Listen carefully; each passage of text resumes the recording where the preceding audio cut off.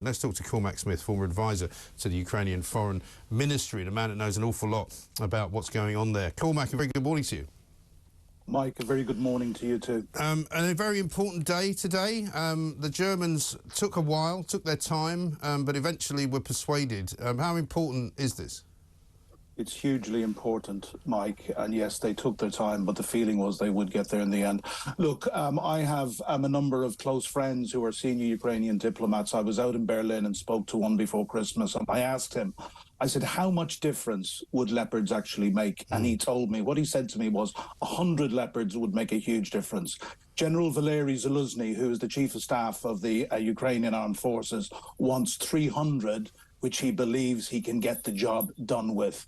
We're expecting a massive new offensive from the Russians. They are currently training up to 250,000 people who they have called up last year. So we're expecting a huge counteroffensive in the spring. The tanks will be very important. One, to repulse that, but more importantly, to take back, for Ukraine to go on the offensive and to take back their land that has been occupied by Russia. Some of it since 2014, when Russia invaded Donbass and Crimea. Are you one of those who thinks, like Bill Browder did last night, he was on with Piers Morgan talking about this, saying that he doesn't believe there is an outcome which is a truce, that there can be no truce, because obviously President Zelensky doesn't want to give up any land, and the Russians certainly don't want to cede any territory or sort of, power to Ukraine. So it's either a victory for Ukraine or oblivion.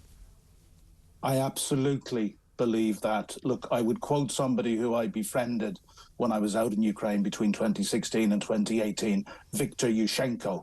Viktor Yushchenko was the president of the Orange Revolution. And Viktor's wife, Katya, said to me earlier on last year, she said, Cormac, the first shot in this war was fired when they tried to assassinate my husband back in 2005. Yeah. Viktor said at the beginning of the war, this war will only end when the last Russian soldier is driven off Ukrainian land or killed, or the last Ukrainian dies. One more quote. On Monday morning, General Lord Dannatt, former head of the British Army, was interviewed on another station, and he said very clearly that this war will not be sorted out around the negotiating table. It must be sorted out on the battlefield. What Putin is prosecuting is a genocidal war against Ukraine. He does not believe Ukraine has the right to exist, and we now have the evidence. And we've seen by all 5 tests that he's committing genocide, all 5 of the United Nations tests. Yeah.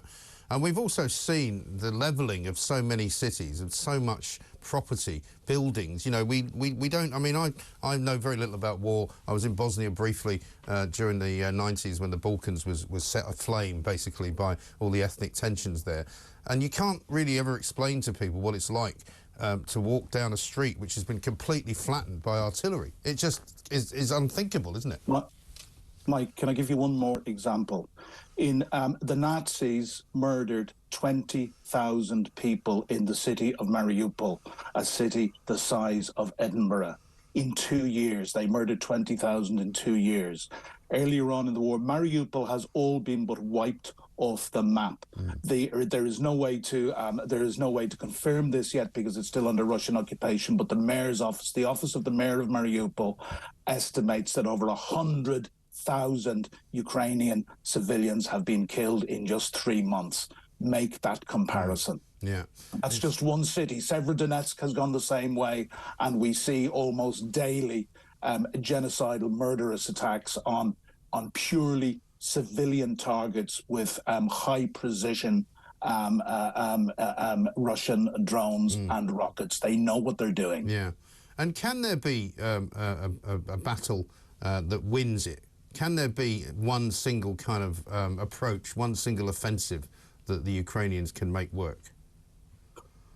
I don't think it's one single offensive. Ukraine is a massive country. It's the largest country in Europe by landmass. Russia currently occupies about 20% of Ukraine. That's an area more than the size of England, just to put it into context, currently under Russian occupation. What a lot of the generals are saying, and one who I follow very closely, retired General Ben Hodges, former commander of American ground forces in Europe. And Ben is very, very clear that that the taking of Crimea will be absolutely critical. To do that, they need these modern battle tanks. They also need longer range artillery so they can hit Russian military targets, both in Crimea and behind Russia's borders from where these murderous attacks are being launched, but also to disrupt Russia's ammunition and other supplies and so forth. So at the moment, people do not realize how absolutely existential Crimea is to Ukraine. President Zelensky said recently, just before Christmas, he said this war began with Crimea, with the illegal annexation, in 2014, and he said it will end with Crimea. So, no, there are a lot of battles to be won. Currently in Bakhmut, where unfortunately these two brave British aid workers, it's confirmed now they have lost their lives, has been described as the biggest battle, the biggest land battle in Europe since the Second World War. Yes, and they died as a result of a missile hitting their car. And I've heard other stories from people who I know who have been out there. Funnily enough, people that I know who are from Ukraine originally, who've gone back to fight there. This happens a lot, doesn't it? The military target civilian cars.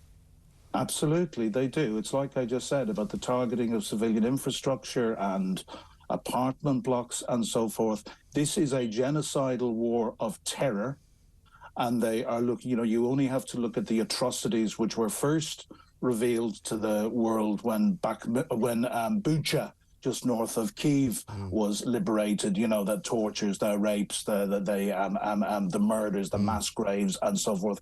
Unfortunately, Mike, this is something which has been found in every single settlement that the Ukrainian armed forces liberate. So far, they have actually liberated up to 50% of the land which Russia took over after the 24th of February. So, yeah, unfortunately.